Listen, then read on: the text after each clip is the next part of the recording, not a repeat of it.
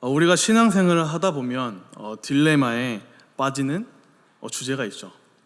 바로 의인의 고난과 악인의 형통입니다.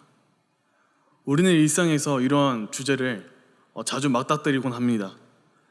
내가 하나님의 말씀대로 살아보려고 하는데 나의 삶의 풍성함은커녕 오히려 내 삶이 꼬이고 시련이 찾아오는 경우가 많습니다.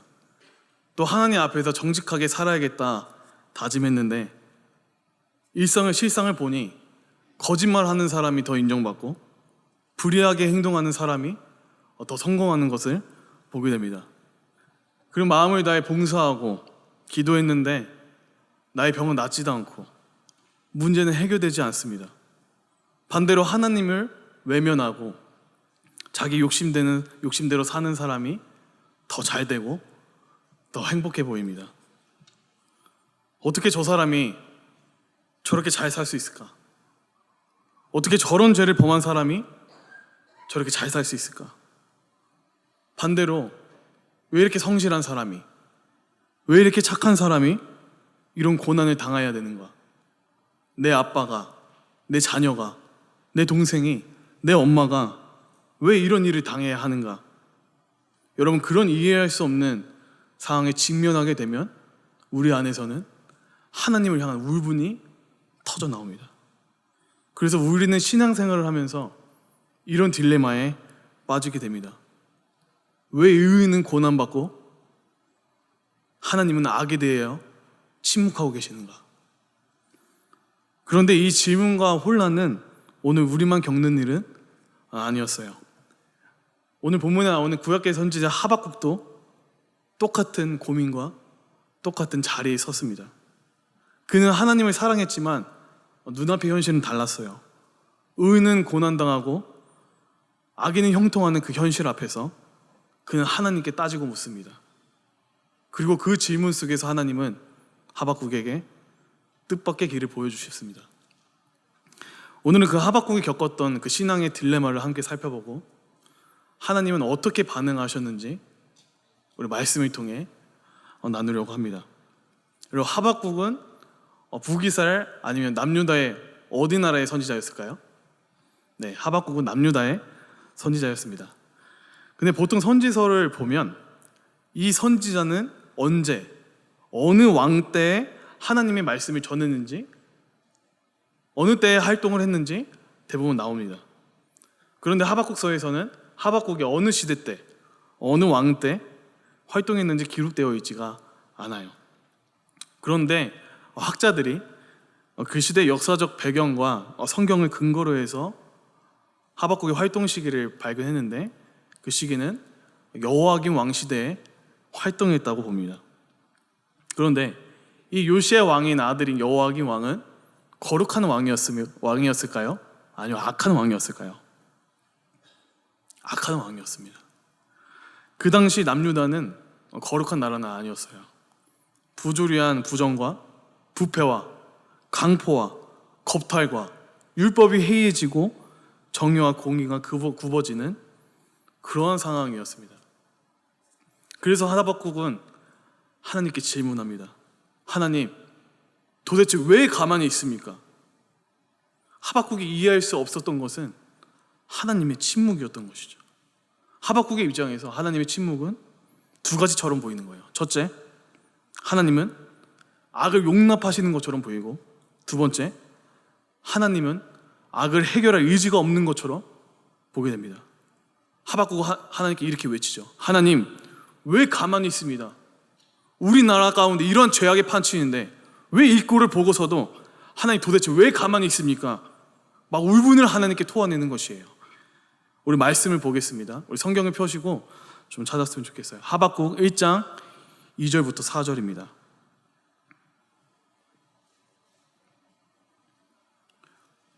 제가 한번 2절부터 읽어드리겠습니다.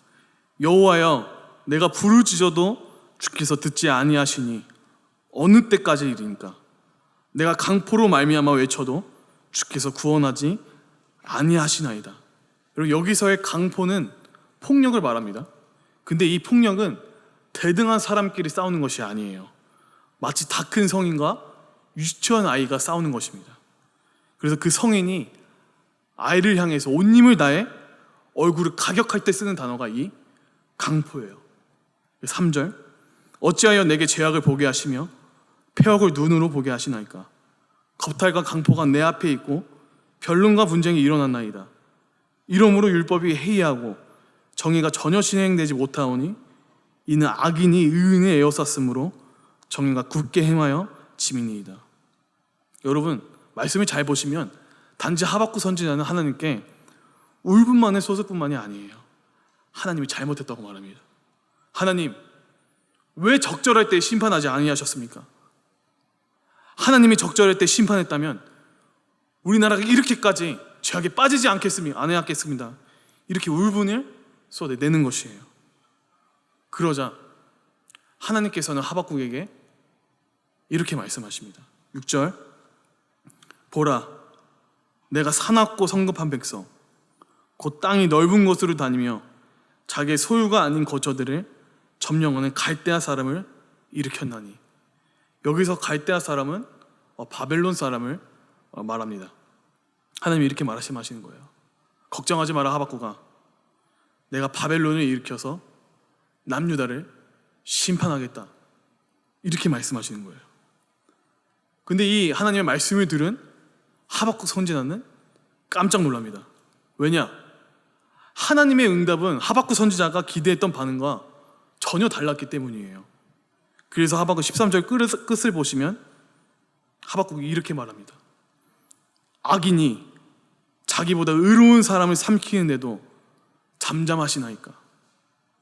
그러니까 하박국이 깜짝 놀랄 것, 당황해했던 것, 혼란스러운 것은 뭐냐면 하나님의 응답이었는데, 하나님의 응답, 바벨론을 통해서 남유다를 치겠다라는 그 하나님의 말씀이 하박국은 이해가 되지 않았어요.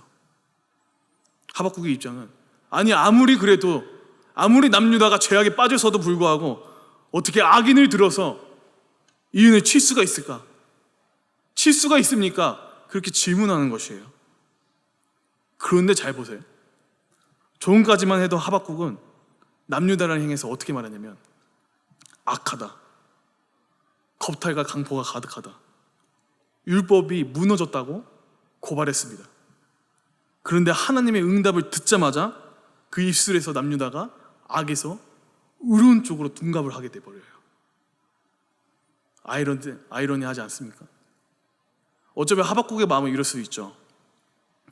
아니 아무리 우리 유다가 죄를 지었다고 해도 그래도 저 바벨론만큼은 아니지 않습니까? 그래도 우리는 하나님의 언약 백성이 아닙니까? 라는 그 억울함인 거죠. 그러나 정말 유다는 바벨론과 비교해서 나은 모습이었을까요? 그래서 그 당시 남유다의 상황을 좀 보고자 합니다. 하박국이 선지자로 사역하고 여호야김이 남유다를 통치하던 이 시대 가운데 하박국 말고도 우리가 너무나도 잘 알고 있는 선지자가 활동을 했습니다. 바로 예레미야예요. 그래서 예레미야서를 보면 그 당시 남유다의 영적 상황을 우리 구체적으로 알 수 있습니다. 그래서 성경을 볼 건데 좀 더 이해를 돕기 위해서 세 번역으로 보겠습니다. 세 번역, 예레미야 25장 1절입니다. 제가 읽어드리겠습니다. 요시야의 아들 유다 왕 여호야김 제4년 곧 바벨로니아 왕 느부갓네살 원년에 예레미야는 온 유다 백성에게 일러줄 말씀을 받았다. 1절로 보면 이 여호야김 왕 시대 가운데 하나님의 말씀이 하박국뿐만 아니라 예레미야에게도 임했다는 걸 볼 수 있어요. 예레미야 25장 2절부터 3절입니다. 예언자 예레미야는 이 말씀을 온 유다 백성과 예루살렘 주민에게 전하였다. 아몬의 아들 요시야가 유다 왕이 되어 30년이 되던 해부터 오늘에 이르기까지 23년 동안 주님께서 나에게 계속해서 말씀하셨고 나는 그것을 여러분에게 열심히 전하였으나 여러분은 그 말을 전혀 듣지 않았습니다. 말씀을 보니까 하나님은 끊임없이 말씀하셨어요. 근데 백성들이 그 말을 전혀 듣지 않았습니다. 그러므로 하박국의 질문, 하박국의 울분, 하나님 왜 침묵하십니까에 대한 질문은 맞는 질문이에요? 틀린 질문이에요? 틀린 질문이에요. 하나님은 결코 침묵하시지 않았어요. 오히려 계속해서 말씀하셨어요. 돌아와라 남유다야, 니네 이러다 망한다. 제발 좀 나에게 돌아와라. 1, 2년이 아니라 수십 년 동안 말씀하셨어요. 문제는 하나님의 침묵이 아니라 이스라엘의 기막음이었어요. 하나님은 말씀을 하셨는데 그들은 듣지를 않았던 것이에요. 26장 1절부터 2절입니다. 요시야의 아들 여호와김이 유다 왕이 되어 다스리기 시작할 무렵에 주님께서 예레미야에게 이렇게 말씀하셨다. 나 주가 말한다. 너는 주의 뜰에 서서 내가 너에게 전하라고 명한 모든 말을 유다의 모든 성읍에서 주의 성전에 경배하러 오는 사람에게 한마디도 빼놓지 말고 일러주어라. 하나님의 어느 날 예레미야에게 임하셔서 성전에 가서 예배하는 자들에게 자신의 말씀을 전하라고 이렇게 말씀을 하십니다. 근데 5절부터 6절을 보면 내가 거듭하여 보내고 너희에게 서둘러서 보낸 내 종 예언자들의 말을 너희가 듣지 않으면 내가 이 성전을 실로처럼 만들어버리고 이 도성을 세상에 만민의 저주거리가 되게 하겠다. 그런 하나님의 말씀을 예레미야 선지자가 전해요. 그랬을 때 백성들의 박성은요, 8절입니다. 이와 같이 예레미야가 주님의 명대로 모든 백성에게 주님의 모든 말씀을 선포하니 제사장들과 예언자들과 모든 백성이 그를 붙잡고 소리질렀다. 너는 반드시 죽고 말 것이다. 여러분, 하나님의 말씀이 선포됐을 때 사람들의 반응은 뭐예요? 그 당시 제사장들과 어떻게 보면 오늘날 사역자들과 그 당시 백성들의 반응은 뭐예요? 듣지 않았어요. 하나님의 말씀을 전하는 그 예레미야를 죽이려고 합니다. 하박국이 본 건 이것이에요. 또 어떤 일이 있었냐? 예레미야 26장 20절에서 21절입니다. 그 당시에 주님의 이름으로 예언한 사람 또 한 명이 있었는데 그가 바로 기란 여야림 사람 스마야의 아들 우리아였다. 그도 예레미야와 같은 말씀으로 이 도성과 이 나라에 재앙이 내릴 것을 예언하였다. 그런데 여호와김 왕이 자기의 모든 용사와 모든 고관과 함께 그의 말을 들은 뒤에 그를 직접 죽이려고 찾았다. 우리아가 이 소식을 듣고 두려워하며 이집트로 도망하였다. 여기서는 또 우리아라는 선지자가 나옵니다. 근데 하나님의 말씀을 들었을 때 똑같이 예레미야를 죽이려 했던 것처럼 그를 죽이려고 해요. 그래서 우리아 선지자는 도망을 갑니다. 살았으니 다행이죠. 그런데 22절에서 23절, 그러자 여호와김 왕이 악볼의 아들 엘라단에게 몇 사람이 수행원에 딸려서 이집트로 보냈다. 그들이 이집트에서 우리아를 붙잡아 여호와김 왕에게 데려오자 왕은 그를 칼로 죽이고 그 시체를 평면의 공동묘지에 던졌다. 도망간 우리아를 여호와김 왕이 붙잡아 죽여버립니다. 하나님의 말씀을 전했다고 겁박과 핍박을 한 것을 넘어서 잡아 죽인 것이에요. 여기서 평민의 공동묘지란 무슨 말이냐? 그냥 길가에다가 버렸다는 뜻이에요. 그 시체를. 하박국은 이걸 본 것이죠. 율법이 해이해진 시대입니다. 또 예레미야 36장 1절부터 2절입니다. 요시야의 아들 여호와김 유다 왕이 된 지 4년째 되는 해에 주님께서 예레미야에게 말씀하셨다. 너는 두루마리를 구해다가 내가 너에게 말한 날로부터 곧 요시야 시대부터 이 날까지 내가 이스라엘과 유다와 세계 만민을 두고 너에게 말한 모든 말을 그 두루마리에 기록하여라. 그래서 예레미야는 이 하나님의 말씀을 기록을 해요. 하나님의 말씀이에요. 하나님의 말씀을 예레미야가 기록합니다. 근데 또 그의 백성들의 반응은 어땠을까요? 20절입니다. 그리고 고관들은 그 두루마리를 서기관 엘리사마의 방에 보관하여 두고 왕궁의 뜰로 들어가서 왕에게 이르러 그 말을 모두 왕에게 전하였다. 여기서의 왕은 여호와김 왕입니다. 21절, 전하는 말을 들은 왕은 여후디를 보내어 그 두루마리를 가져오게 하였다. 여후디가 서기관 엘리사마의 방에서 그 두루마리를 가져다가 왕과 왕의 곁에 서 있는 모든 고관들 앞에서 낭독하여 들려주었다. 하나님의 말씀을 들려준 것이죠. 근데 그때는 9째 달이어서 왕이 겨울 별관에 머물렀으며 왕 앞에는 불피한 난로가 놓여 있었다. 그런데 여후디가 그 두루마리에서 서너 칸을 읽어 내려갈 때마다 왕은 읽은 부분을 석양의 칼로 잘라내어서 난로에 던져버렸다. 이렇게 왕은 온 두루마리를, 하나님의 말씀을 다 난로불에 태웠다. 여러분, 이 일이 하박국 시대 가운데 남유다에 벌어난 일인 거예요. 하박국이 이런 현실을 보고 외쳤습니다. 하나님, 왜 악을 그대로 두십니까? 왜 침묵하고 계십니까? 그러자 하나님께서 말씀하시는 거예요. 아니다, 나는 침묵하지 않았다.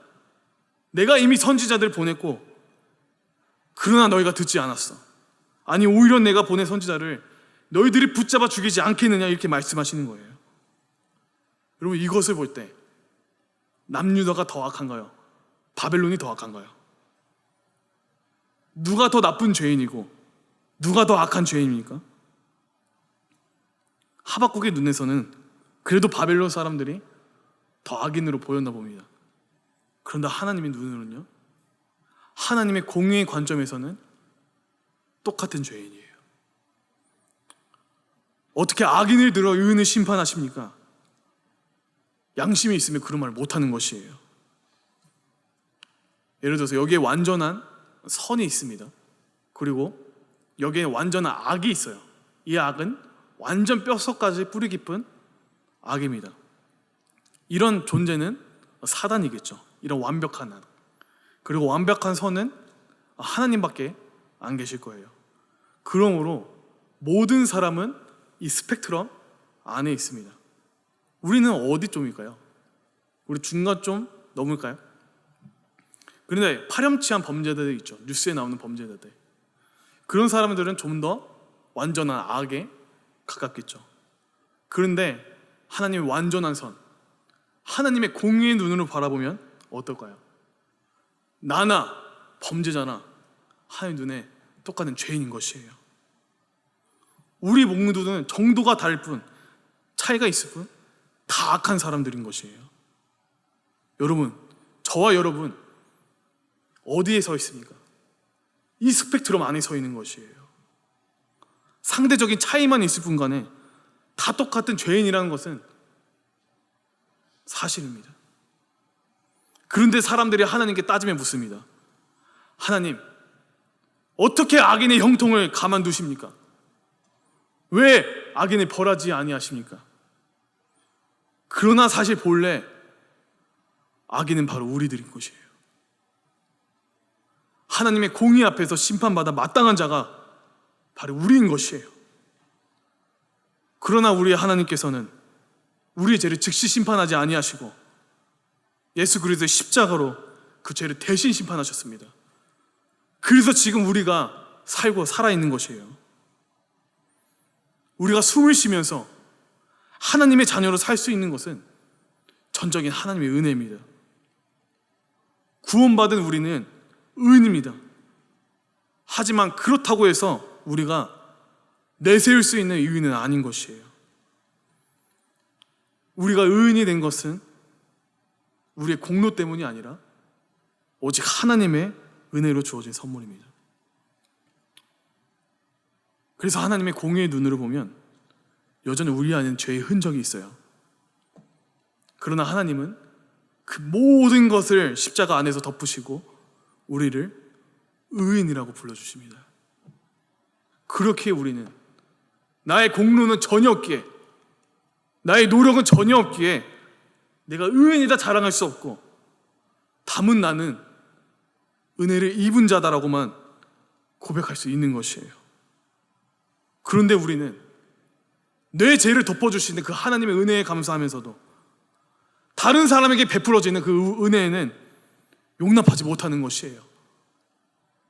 내가 말로는 내가 죄인이라고 하지만 내 일상 가운데 언어 행동 가운데는 전혀 죄인이 아니라 다른 사람을 정죄하고 판단하는 인간의 교만함과 완악함이 우리 가운데 있는 것이에요. 이 모순을 고발하고 있는 책이 바로 하박국서입니다. 어떻게 의인이 고난을 당하는데 악인의 형통을 하나님께서 가만히 두실 수가 있습니까? 이렇게 말함으로 우리가 마치 잘해서 의인이 된 것처럼 착각할 수 있지만 아니요, 절대로 그렇지 않습니다. 우리의 신분은 하나님의 전적인 은혜로 의인이지만 우리의 수준은 여전히 죄인이에요. 그래서 그렇게 말할 수 있는 자격 있는 사람 아무도 없습니다. 여기에 설교하고 있는 저조차도 예외가 아닌 것이에요. 우리 모두가 죄인이고 우리 노력이 아니 전적이 하나님의 은혜로 의인된 것입니다. 그래서 우리는 이 의인이라고 자랑할 수도 없고 내세울 수 없는 존재들인 거예요. 하나님 앞에서는 모두가 심판받아야 마땅한 자들인데 은혜로 구원받았을 뿐인 것이에요. 하박국은 스스로 위로운 듯 얘기하며 하나님께 화를 냅니다. 그런데 하나님께서는 이런 하박국에게 책망하지 않으세요. 이런 하박국을 하나님께서는 너도 악인이잖아 이렇게 정죄하지 않으십니다. 우리 하나님은 또 사랑의 하나님이시기 때문이죠. 우리 사랑의 하나님은 책망하지 않으시고 하박국에게 기다려라. 내가 반드시 응답하겠다. 내가 반드시 이루어진다. 내가 더딜지라도 반드시 응하리라라고 말씀하셨습니다. 우리 하박국 2장 2절에서 3절 함께 볼까요? 여호와께서 내게 대답하여 이르시되 너는 이 묵시를 기록하여 판에 명백히 새기되 달려가면서도 읽을 수 있게 하라. 이 묵시는 정한 때가 있나니 그 종말이 속히 이르겠고 결코 거짓되지 아니하리라. 비록 더딜지라도 기다리라. 지체되지 않고 반드시 응하리라. 사랑의 하나님은 마치 자기가 이루은 듯 뻐기는 그 하박국에게 책망하지 않으시고 기다려라. 더딜지라도 기다려라. 이거 반드시 이루어진다. 너의 때와 나의 때는 다르다. 반드시 이루어진다고 말씀을 하시는 거예요. 그러면서 해주신 말씀이 오늘 본문인 것입니다. 하박국 2장 4절. 의인은 그의 믿음으로 말미암아 살리라. 하나님은 하박국이 울분을 쏟아낼 때 그를 책망하지 아니하셨어요. 오히려 이렇게 말씀하셨습니다. 하박국아, 의인은 이해함으로 사는 것이 아니야. 믿음으로 사는 거야. 하나님, 저는 이해되지 않습니다. 하나님이 살아계시다면 어떻게 이런 일이 일어날 수가 있습니까? 저 아이에게, 저 나라에게, 저 아버지에게 어떻게 이런 일이 일어날 수가 있습니까? 그 부분에 대해서 하나님 말씀하시는 거예요. 그래, 내가 안다. 너의 마음을 알고 너가 이해할 수 없음을 안다. 그러나 기억해라. 이는 의함으로 사는 것이 아니라 믿음으로 사는 것이다.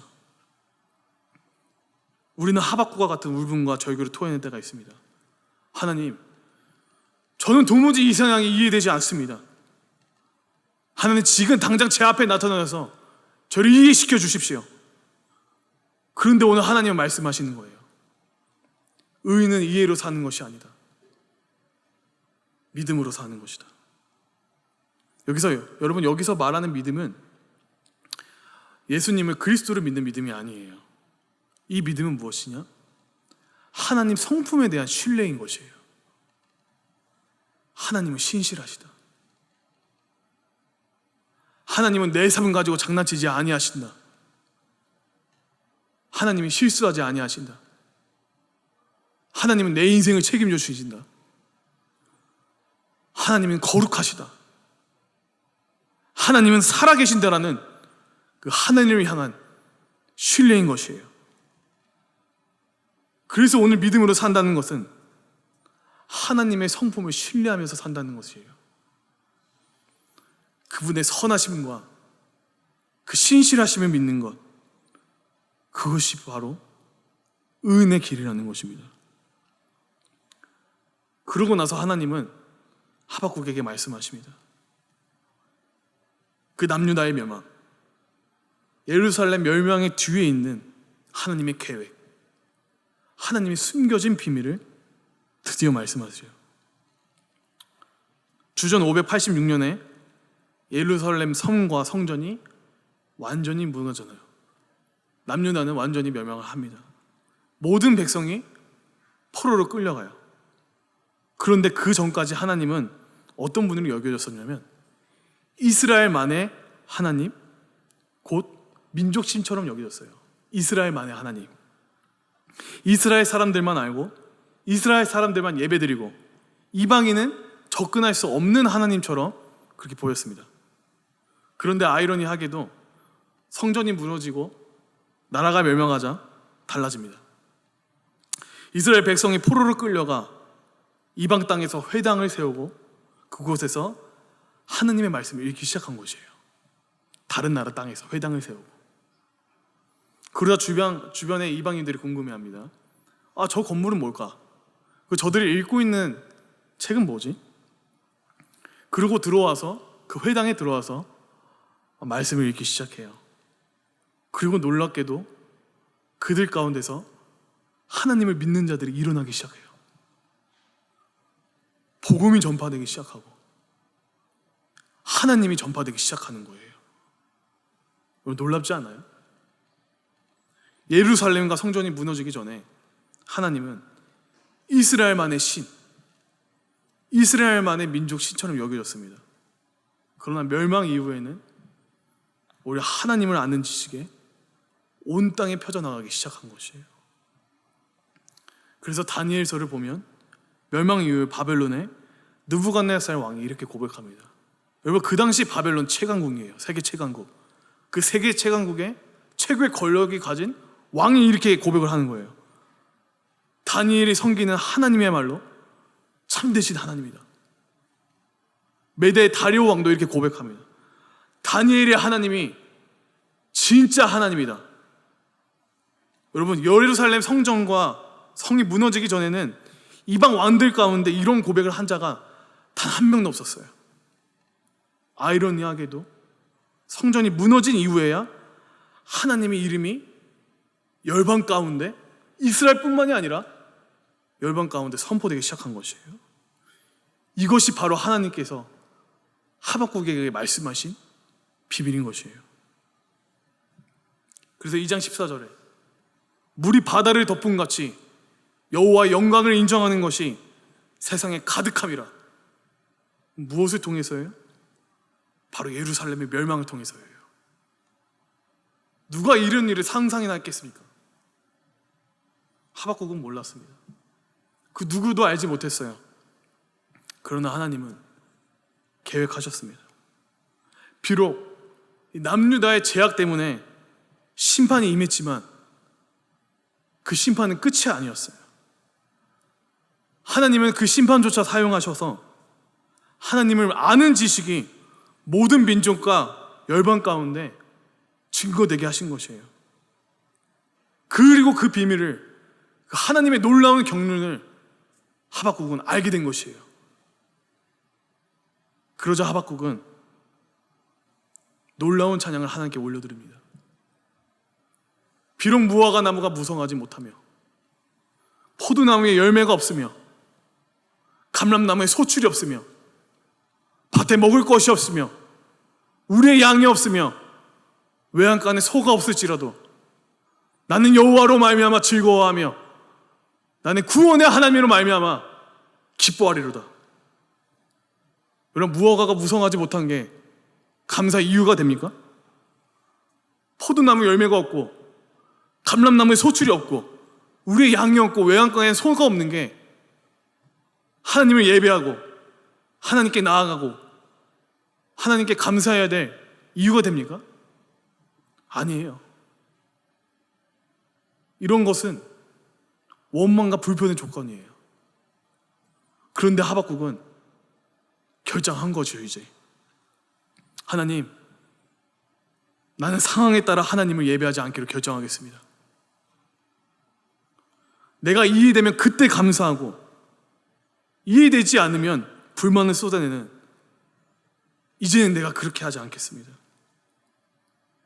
내 삶이 비록 이해가 되지 않을지라도 그 하나님을 신뢰하는 믿음으로 살겠습니다. 그렇게 하박국의 고백이 하나님을 향한 울부짖음에서 하나님을 향한 믿음의 고백으로 뒤바뀌어 버린 거예요. 우리 히브리서 11장은 흔히 믿음의 장이라고 불립니다. 그곳에는 무려 16명의 인물이 언급되고 믿음으로라는 단어가 26번이나 반복이 됩니다. 그런데 흥미로운 점은 그 히브리서 11장에 언급된 13명의 대표적인 사람들의 공통점이 무엇인가 하는 것이에요. 여러분, 그들은 이 세상에서 크게 성공한 유명인들이 아니었어요. 히브리서 11장의 사람들은 믿음의 사람들이었습니다. 다시 말해서 하나님께서 그들에게 약속하신 말씀이 있었지만 그 약속과 지금 눈앞에 있는 현실과 상황은 전혀 맞지 않고 동떨어져 있던 사람들이었어요. 도무지 그 말씀이 이루어질 것 같지가 않은 그런 상황이었지만 그럼에도 불구하고 하나님을 신뢰하고 그 약속을 붙들고 그 믿음의 길을 끝까지 걸어갔던 사람들이 믿음의 사람들이었던 것이에요. 성경은 아브라함을 특별히 이렇게 칭찬합니다. 로마서에서 하나님은 아브라함을 자랑하시며 이렇게 말씀하세요. 아브라함은 바랄 수 없는 중에 바랬던 사람이다. 아브라함 100세의 나이에 아내 사라에는 90세의 나이에 자식도 없고 심지어 아기를 낳을 수도 없는 몸이 되었습니다. 그래서 하나님의 말씀, 하나님의 약속, 내 후손이 별처럼 많으리라, 그 말씀을 붙잡을 수 있는 상황과 조건과 환경이 전혀 아니었어요. 하나님도 하셨어요. 지금 아브라함의 처한 상황은 사람의 눈으로 볼 때는 도대체 바랄 수 없는 상황이라는 것을 하나님께서는 아셨어요. 하나님도 인정하신 거예요. 그런데 놀라운 것은 무엇입니까? 하나님의 약속이 나의 상황과 정반대로 놓이는 것처럼 보일지라도 하나님을, 아브라함을 믿은 거예요. 하나님을 신뢰한 것이에요. 하나님은 그것이 너무나 기쁘셨던 것 같아요. 그래서 아브라함을 비롯하여서 하나님의 성품을 신뢰한 사람들, 이해가 아닌 믿음으로 산 사람, 그 사람들의 명단을 히브리서 11장에 기록한 것이에요. 그래서 히브리서 11장 6절에 이렇게 나옵니다. 믿음이 없이는 하나님을 기쁘시게 하지 못하나니. 오늘 우리 가운데 정말 하나님을 기쁘시게 해드리고 싶은 분 있나요? 그렇다면 하나님을 신뢰합시다. 이해가 아니라 믿음으로 살기로 결정하는 것이에요. 이해가 아니라 하나님의 성품을 향한 신뢰로 살기로 결정하는 것이에요. 내 삶에 비록 이해할 수 없는 상황들과 고난과 어려움이 있을지라도 하나님의 성품을 신뢰하며 나아가는 것이에요. 여러분, 잘 생각해 보세요. 하나님은 우리를 늘 믿어주셨어요. 죄를 지어도 우리가 다시 진정으로 회개하고 다시 돌이키면 하나님은 우리를 믿어주세요. 하나님, 이제 내가 하나님의 말씀을 지키며 살겠습니다. 내가 예수 그리스도로 따라 살겠습니다. 내가 예수 그리스도를 주인으로 모시며 살아가겠습니다. 이 고백을 하나님은 믿어주세요. 그런데 우리는 그 다짐을 했음에도 불구하고 또다시 죄를 짓고 또다시 회개하며 또다시 다짐하곤 하죠. 그런 반복되는 다짐들 속에서도 그럼에도 불구하고 하나님은 그래, 너 믿어. 내가 다시 다짐할 때마다, 내가 다시 하나님의 말씀을 붙잡겠다고 할 때마다, 다시 예수 그리스도의 길을 따른다고 할 때마다 하나님은 이전 죄는 묻지도 않으시고, 그래, 너의 결심 나 믿어. 여전히 우리를 수백 번, 수천 번, 수만 번 믿어주시는 분이 우리 하나님이신 것이에요. 반대로 이제는 우리가 하나님을 믿으면 어떨까요? 내가 이해할 수 없는 고난과 상황과 어려움과 환경에 놓여 있을지라도 하나님을 신뢰하시는 거예요. 하나님의 성품, 하나님은 신실하시다. 하나님은 내 삶을 가지고 장난치지 않으신다.